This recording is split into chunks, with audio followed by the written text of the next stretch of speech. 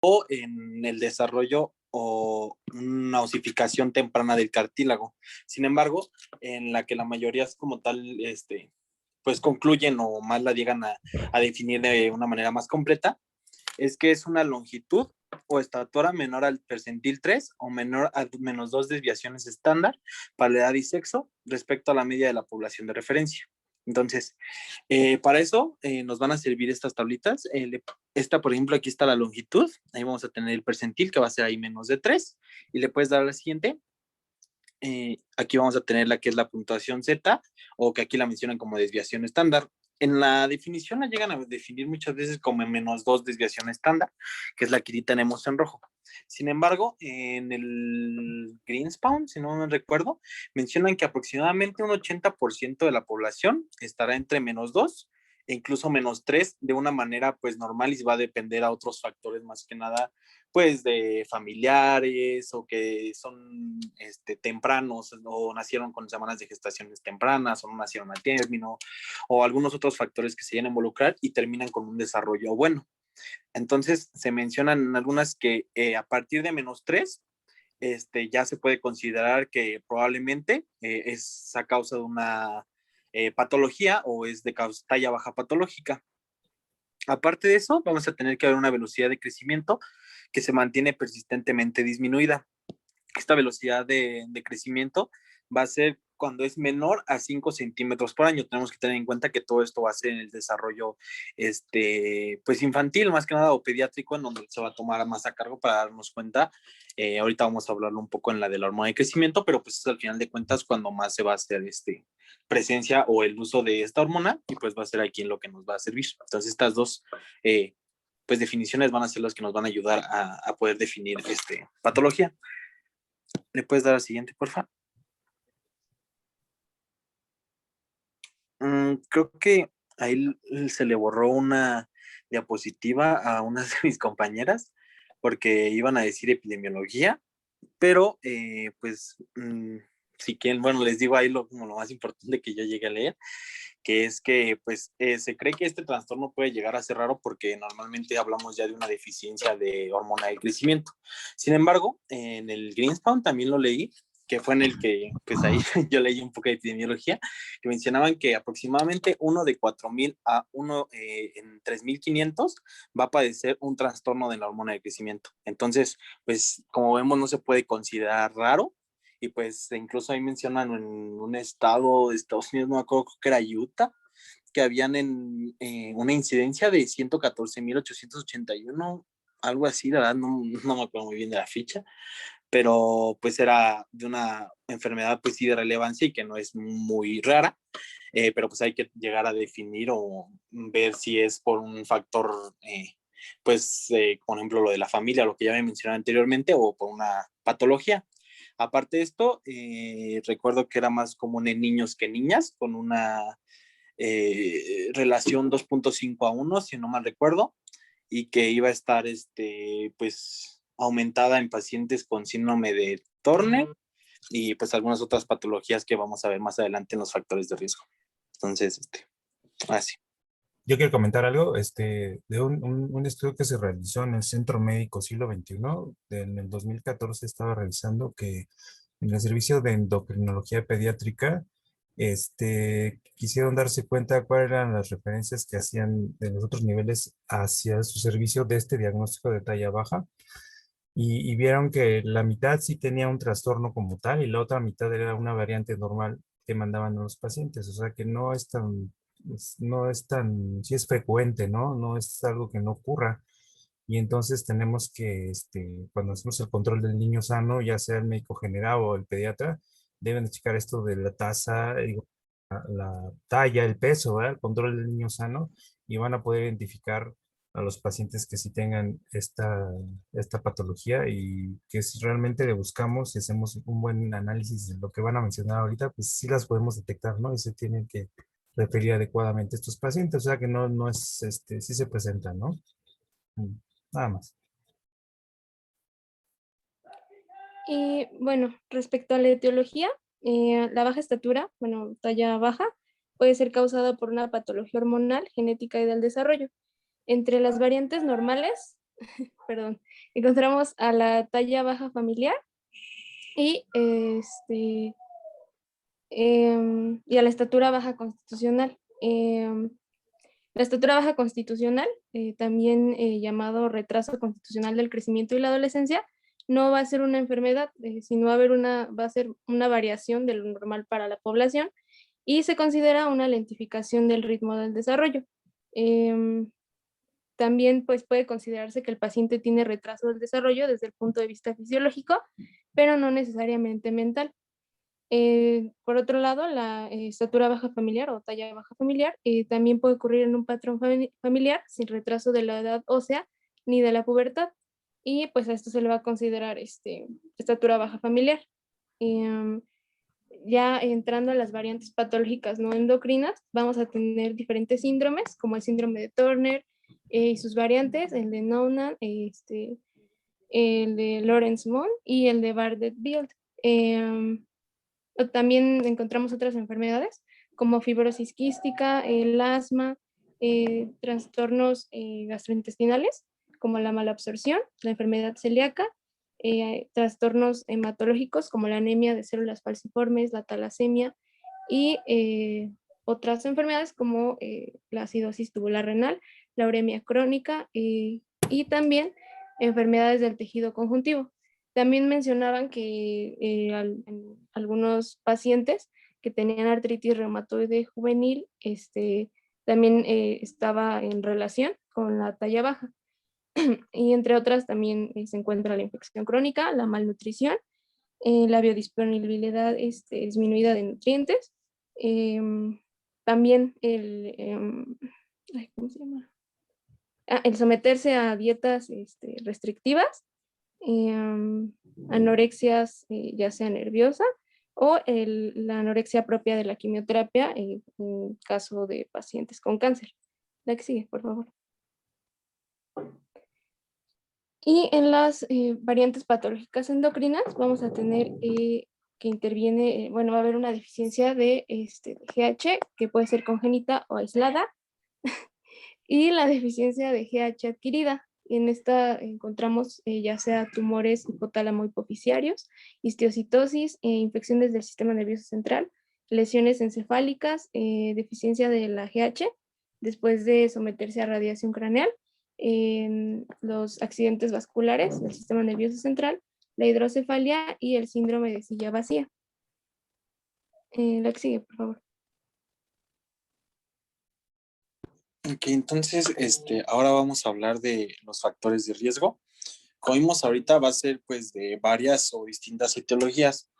Estos factores de riesgo que voy a mencionar ahorita van a ser involucrados o más que nada los que están relacionados de manera endocrina, ya que como tal menciono muchas veces que hay una estatura de causas no endocrinas, pero pues eso va a deberse a pues una estatura baja familiar, a semanas de gestación pues tempranas, síndromes de otra estatura corta como Turner, Noonan, si no mal recuerdo, o algunas otras displasias esqueléticas que pueden tener. Entonces, estas van a estar involucradas, estos factores de riesgo están involucrados más que nada de manera endocrina. Entonces, primero vamos a tener alimentación. La fuente menciona que cuando los niños o como tal la familia en general y principalmente en este enfoque los niños llevan un hábito como tal de consumo de alimentos y bebidas malos, pues nos va a llevar a una privación calórica. Entonces esta privación calórica nos va a ocasionar que haya un hipopituarismo funcional. Entonces, cuando se relaciona o se hace la práctica como tal, vamos a encontrar que va a haber una deficiencia de hormona de crecimiento al principio, pero cuando se le mantiene a este niño con mejor alimentación o mejores cuidados, pues vamos a tener que estos valores de hormona de crecimiento van a volver a lo normal. Otro va a ser el hipotiroidismo, que nos van a, pues que al final de cuentas va a afectar a toda hormona, entonces nos puede afectar a deficiencias endócrinas del hipotálamo hipofisiarias, y en estas pues vamos a tener una deficiencia de hormona del crecimiento. Otra es el antecedente familiar.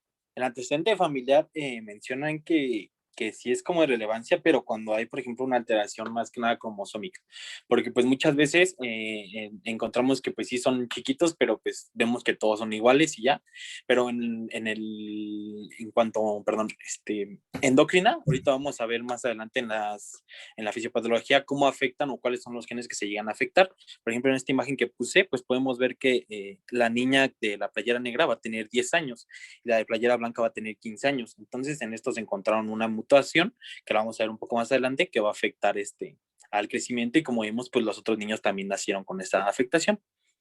Y ya por último, la diabetes mellitus, que esta es más que nada principalmente cuando es mal controlada. En estas va a haber, pues, encontré que no se definía bien la causa principal o cómo afectaba, pero que lo que se tenía encontrado es que ahorita que veamos las características de la hormona de crecimiento, vamos a tener que esta va a tener una proteína y un receptor específico. Entonces, cuando esta tiene una alteración, digo, cuando tiene una diabetes mellitus, pues va a haber una disminución en su proteína que le va a ayudar al receptor y también que va a haber una disminución, pues obviamente, de la insulina, entonces del IGF-1, entonces esta va a afectar que la concentración de GH que se está produciendo, pues no se capte de una manera, pues, óptima. Entonces, ahora sí le puedes dar la siguiente, por favor. Vamos a tener que, de manera fisiopatológica o en la fisiopatología, va a deberse principalmente pues, a una deficiencia de hormona de crecimiento y a sus variantes. Entonces, una va a ser por deficiencia congénita de esta, una por adquirida y otra por otros tipos de disfunción. En cuanto a la deficiencia congénita, vamos a tener que va a ser a los factores genéticos que les mencionaba. Estos pues van a alterar, por ejemplo, el gen GHN, creo que era uno de los más comunes. Entonces, pues va a haber una respuesta disminuida a la administración que va a requerir el niño de hormona de crecimiento. Y otra era cuando se llegaban a encontrar algunos anticuerpos que estaban atacando como tal el efecto de la hormona. Entonces, pues obviamente estos iban a necesitar no una administración con el tratamiento, estos no iban a tener una buena resolución cuando se les administraba la hormona, porque al final de cuentas el anticuerpo le iba a seguir atacando. Entonces, en estos casos, por ejemplo, ya se daba la IGF-1. Entonces, esta es principalmente las dos alteraciones de manera congénita.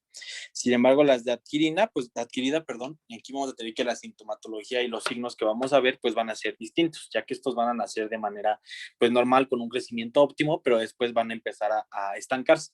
Estos principalmente leí que eran los tumores, los craneofaringiomas y los gliomas, si no mal recuerdo. Entonces, estas eran las principales causas, pero se le había llegado a una relación con la radiación. Por ejemplo, cuando nosotros o se les aplicaba un tratamiento con radiación, ya sea por un tumor en el hipotálámico, una leucemia linfoblástica, pues íbamos a encontrar una deficiencia de GH.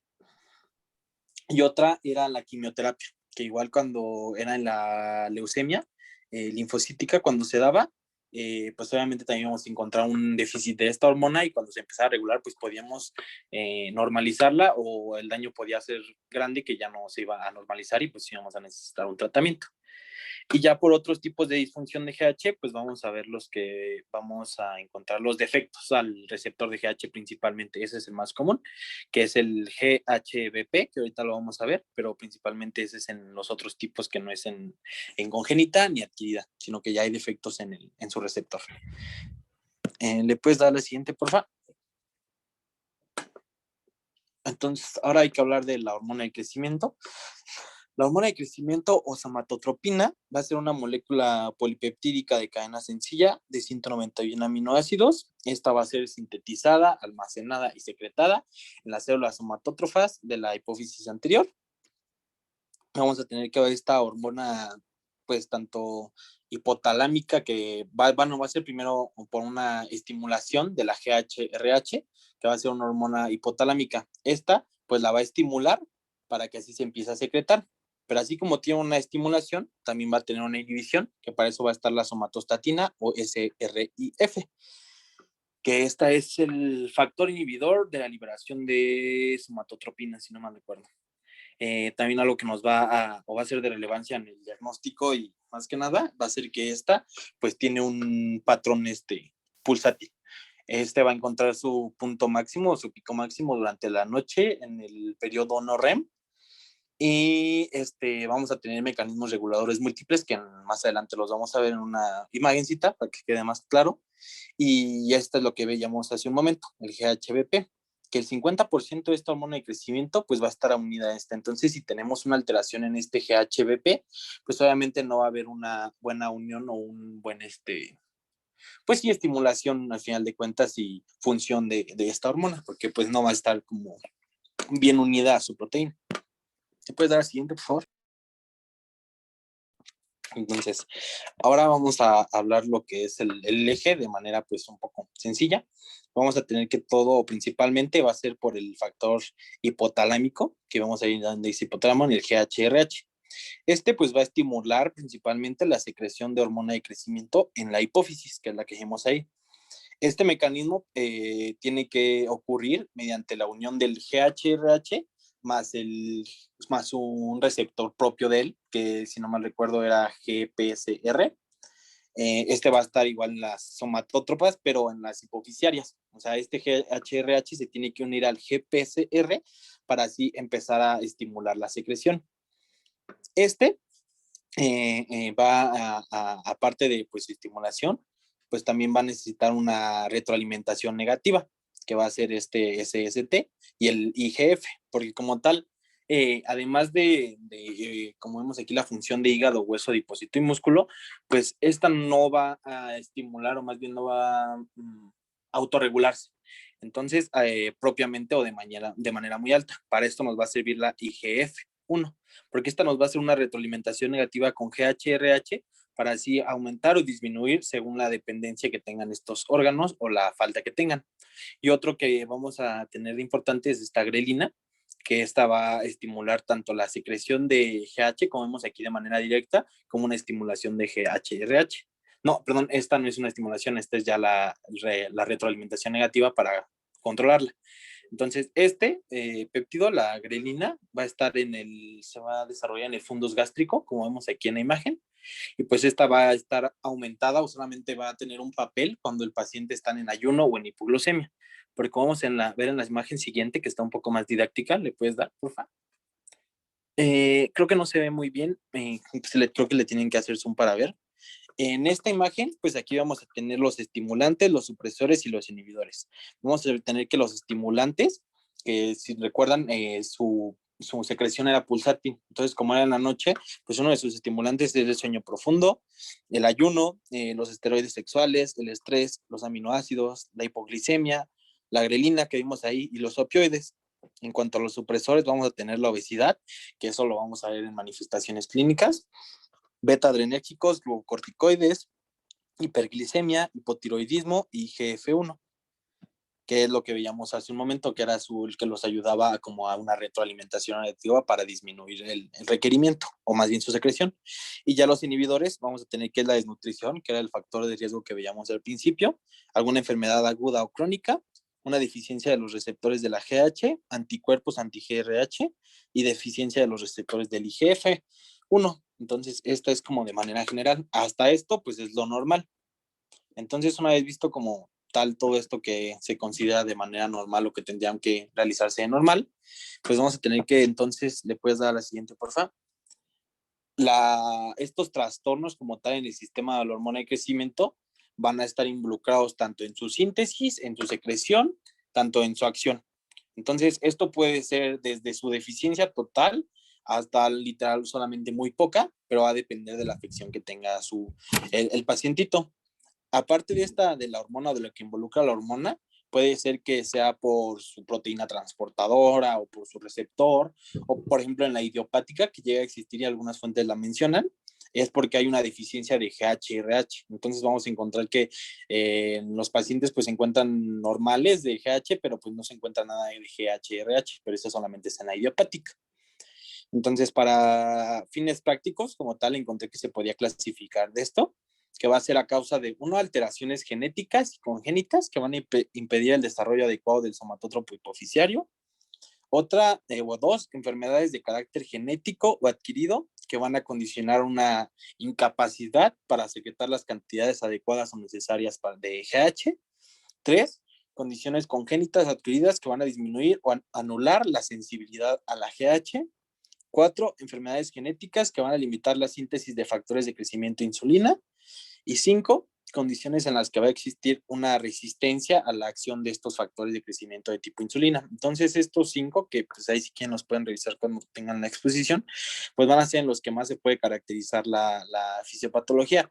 Ya que como tal no hay una causa principal, o sea, no hay una causa bien definida en su fisiopatología que sea la más involucrada, pero lo que tenemos que tener en cuenta es diferenciar que, por ejemplo, en estos ya hay una afectación patológica, y muchas veces pues para eso tenemos que usar nuestros percentiles y nuestra desviación, todo eso, porque pues piensan que es de manera patológica, pero simplemente pues tiene familiares de talla baja o no tiene una buena alimentación el niño. Entonces para eso es importante tomar en cuenta ya todos estos factores de la hormona de crecimiento, que nos van a servir tanto para las manifestaciones como en el diagnóstico y tratamiento. Entonces, ¿le puedes dar a la siguiente, por favor? En las manifestaciones clínicas vamos a poder dividirlo en un patrón intrínseco de crecimiento, en un patrón retrasado, retardado del crecimiento y en un patrón lento o atenuado de crecimiento. En el primero, que es el patrón intrínseco, este se va a caracterizar porque va a haber una edad ósea acorde a la cronológica y la velocidad de crecimiento va a ser normal. Generalmente esta corresponde a la talla baja familiar y en este caso se debe de retrasar, de descartar algunos factores como el retraso de crecimiento intrauterino, presencia de alteraciones genéticas, displasias óseas o detención del crecimiento. Sí, por favor. En el patrón retrasado o retardado de crecimiento, aquí pues va a haber una edad ósea retrasada con respecto a la cronológica, sin embargo va a haber una velocidad de crecimiento normal. Aquí,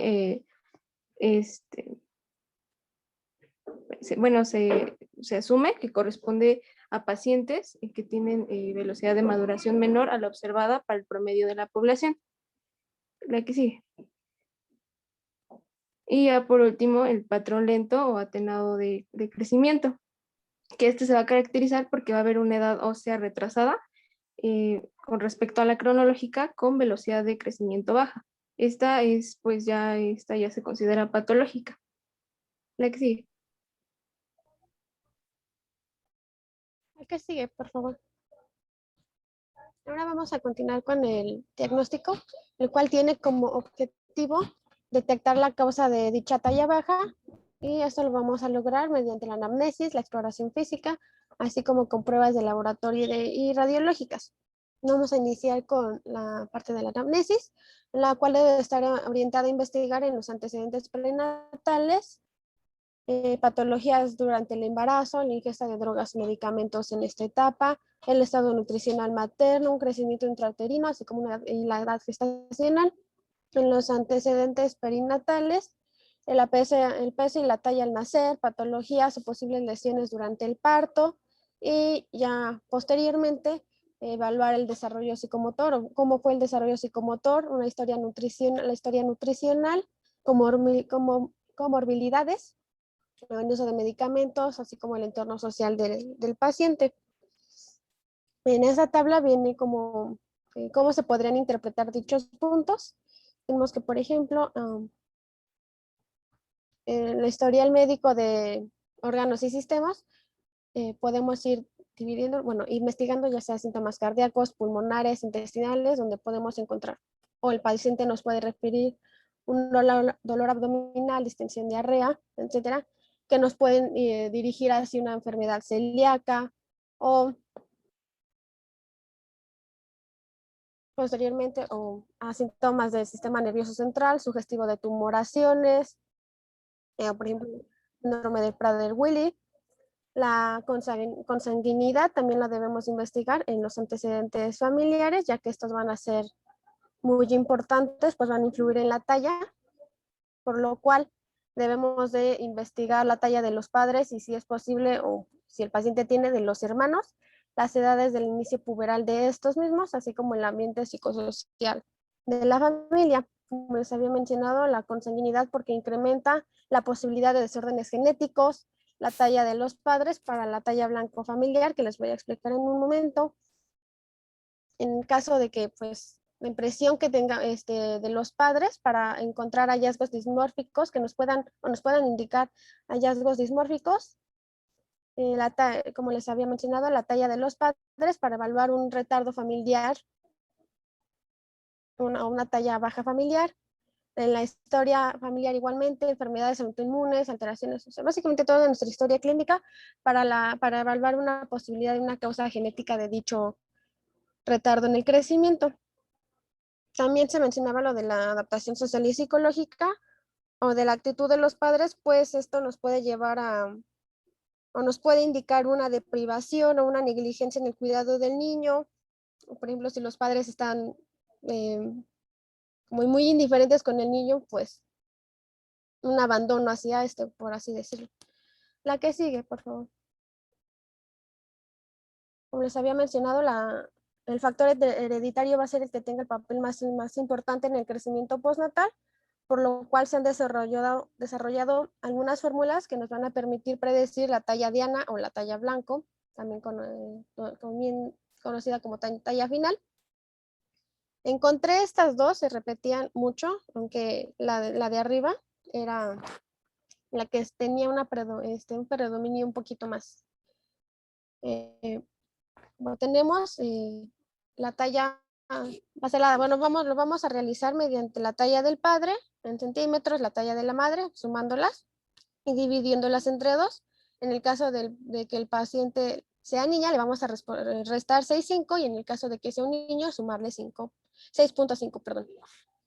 Este resultado de las fórmulas se va a llevar a la curva de talla por edad. Se mencionaba que a nivel de los 18 años, y con esto íbamos a poder observar si el crecimiento del niño estaba correspondiendo al que se le había calculado con los datos de los padres, teniendo en cuenta que puede haber una diferencia en los niños o que los niños pueden estar más o menos 7.5 centímetros aproximadamente de la talla que se ha calculado, es decir, que pueden estar 7.5 centímetros arriba o debajo del resultado que nos salió en las fórmulas. Y en las niñas de 5 a 6 centímetros por debajo o arriba de esta. Sin embargo, también se mencionaba que esta solía ser como que más válida en la medida en que los padres hubieran crecido lo más sanos o lo más normal posibles, pues de esta forma su carga genética se pudo expresar apropiadamente. La que sigue, por favor. También a considerar es la velocidad de crecimiento, la cual se le va a definir como un aumento en el peso y en la talla en un determinado tiempo, con variaciones según la edad y el sexo, que está expresada en centímetros por año. Y como va a variar en las distintas etapas de la vida, se le distinguen 3 periodos. Un primer periodo de crecimiento rápido, que va a abarcar los primeros 4 años de vida, y va a estar caracterizado por una disminución progresiva desde 25 centímetros el primer año, 12 en el segundo, 10 en el tercero y 8 centímetros en el cuarto. Un crecimiento lento y sostenido, que va desde los 4 años hasta el inicio puberal, con una velocidad de crecimiento de entre 4.5 a 7 centímetros por año. Y un segundo periodo de crecimiento rápido durante el desarrollo puberal, en el que la velocidad máxima de crecimiento puede llegar hasta los 12 centímetros en el hombre y en 9 en la mujer.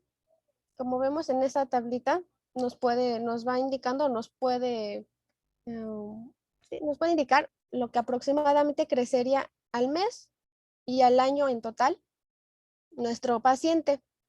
Esta velocidad de crecimiento se la puede calcular con la siguiente fórmula, la cual es talla actual menos talla previa entre los números de meses.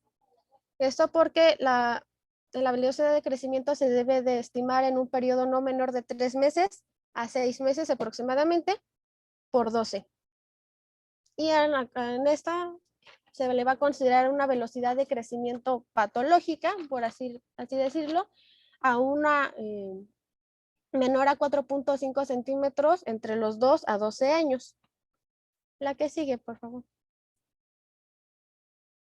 Ahora vamos a continuar con el examen físico, que esta debe de tener una evaluación de la talla, del peso, de la relación peso-talla y de los segmentos corporales como el perímetro cefálico, la envergadura abrazada y el segmento superior e inferior y la relación entre estos.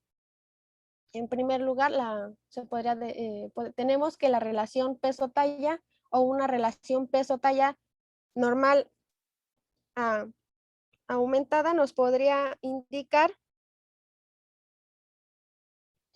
una enfermedad endocrinológica como deficiencia de GH, hipotiroidismo, hipercortisolismo. Y por otro lado, una relación peso-talla disminuida nos indicaría que la causa de la talla bajo del hipocrecimiento sería una enfermedad sistémica o crónica como una enfermedad renal, cardíaca, malabsorción. En el caso de la envergadura abrazada, esta generalmente suele ser más corta, aproximadamente unos 1 a 2 centímetros que la talla, y ya luego de la pubertad se hace ligeramente superior a la talla.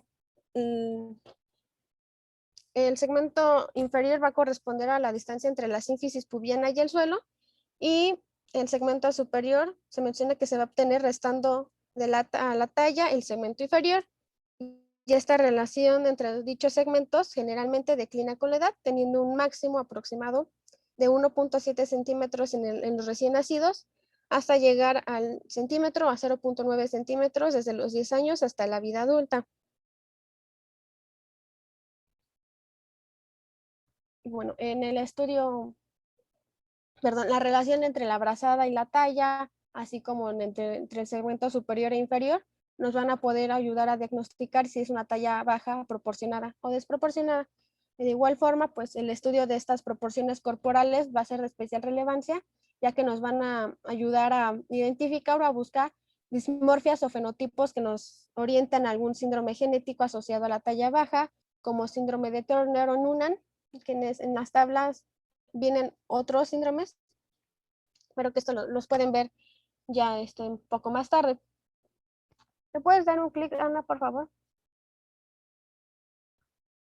Por forma, esta es otra tabla que nos complementa esto. Y tenemos que, si encontramos un bajo peso, nos puede hacer referencia a enfermedades intestinales, hipocortisolismo, enfermedades metabólicas, el sobrepeso, a un hipotiroidismo, Cushing, dependiendo del tamaño de la tiroides, alguna patología tiroidea, con la frecuencia cardíaca, tensión arterial, si le encontramos una frecuencia cardíaca baja, hipotiroidismo, etcétera. Distensión abdominal, enfermedad celíaca. ¿Le puedes dar la que sigue, Ana, por favor? En cuanto al laboratorio y a la imagenología, que ya se les considera como pruebas complementarias, pues estas deben de ser solicitadas de acuerdo a lo que hayamos encontrado, tanto en la historia clínica y en la exploración, en el cual podemos solicitar una biometría hemática completa, una velocidad de sedimentación glomerular que nos pueden ayudar a excluir o encontrar anemia o alguna enfermedad hematológica, así como enfermedad inflamatoria intestinal o otros procesos inflamatorios. Un examen general de orina, una química sanguínea y electrolitos que nos van a ayudar nos pueden revelar o descartar enfermedades hepáticas o renales, intolerancia a la glucosa, trastornos del calcio u otros trastornos en los electrolitos, la TSH y la T4 para el hipotiroidismo, el cariotipo en todas las niñas que tengan talla baja para descartar un síndrome de Turner. En los niños se mencionaba que también se puede realizar siempre y cuando se encuentren anomalías genitales. Un cortisol libre de orina, o la prueba de expresión con dexametasona para Cushing, un panel celíaco pues para esta enfermedad, para la enfermedad celíaca, un examen coproparasitoscópico en serie de 3 para descartar un síndrome de mala absorción secundaria a una infección, por ejemplo, de Giardia lamblia.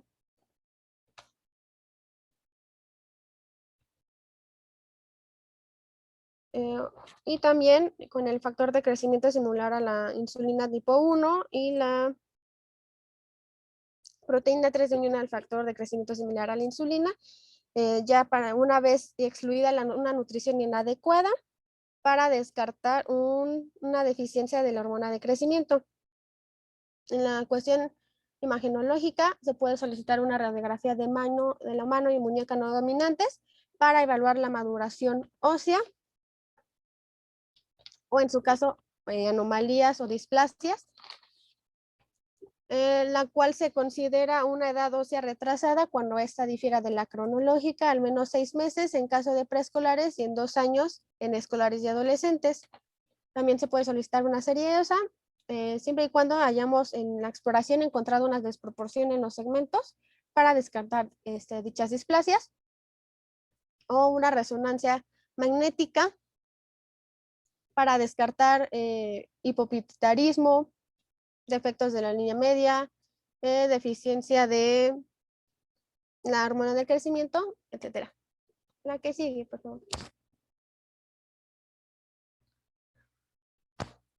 En cuanto al tratamiento, en la mayoría de los casos a las variantes normales no van a requerir uno como tal, ya que se considera que no hay una afectación al potencial genético predispuesto, por lo cual solo se recomienda una adecuada alimentación y un estilo de vida saludable, que incluya deporte, adecuados hábitos de sueño, pues para no tener estos factores de riesgo, por así decirlo, que nos puedan influir aún más en esta talla baja. Por otro lado, las enfermedades crónicas o sistémicas, estas sí se deben de atender y tratar por la causa específica o la causa primaria, que lo que va a implicar referir a los pacientes a la especialidad adecuada para que se pueda establecer el tratamiento y el seguimiento tanto de la evolución como de las posibles complicaciones secundarias al tratamiento. Por último, un número pequeño de pacientes sí puede ser necesaria el uso de tratamientos específicos para estimular o mejorar el crecimiento, los cuales tienen como objetivo normalizar la talla durante la niñez para lograr una talla adulta lo más cercano a lo posible para su población, y que con esto se les permite una adecuada adaptación social y evitar las eventuales consecuencias psicológicas derivadas de una baja estatura. ¿Me puedes dar la que sigue? Ana, por favor. Esto, principalmente la GH, está aprobada. Sus indicaciones aprobadas por la FDA son la talla baja idiopática, el síndrome de Turner, Prader-Willi, Noonan, Lary-Weill, y déficit de hormona de crecimiento, entre otros. Esta se va a administrar de manera diaria por vía subcutánea, preferentemente antes de acostarse, con una dosis aproximada de 35 a 43 microgramos por kilogramo al día.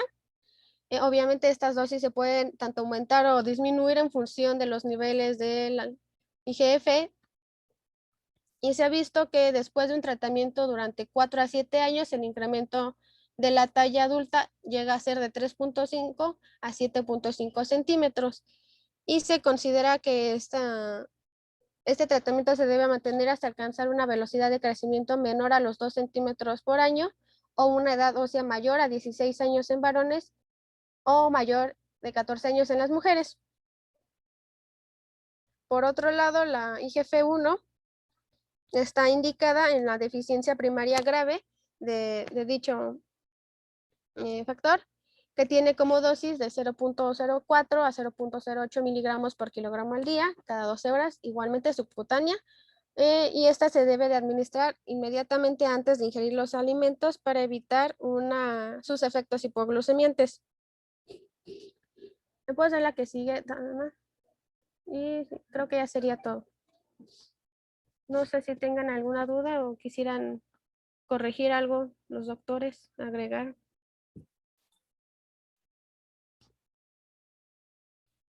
No, gracias. ¿Ninguna duda, preguntas, doctores? ¿No? No. Doctor. No, muchas gracias. Bueno, creo que es importante el tema para, más que nada, como les comentaba, para el control del niño sano, identificar los casos, ¿no?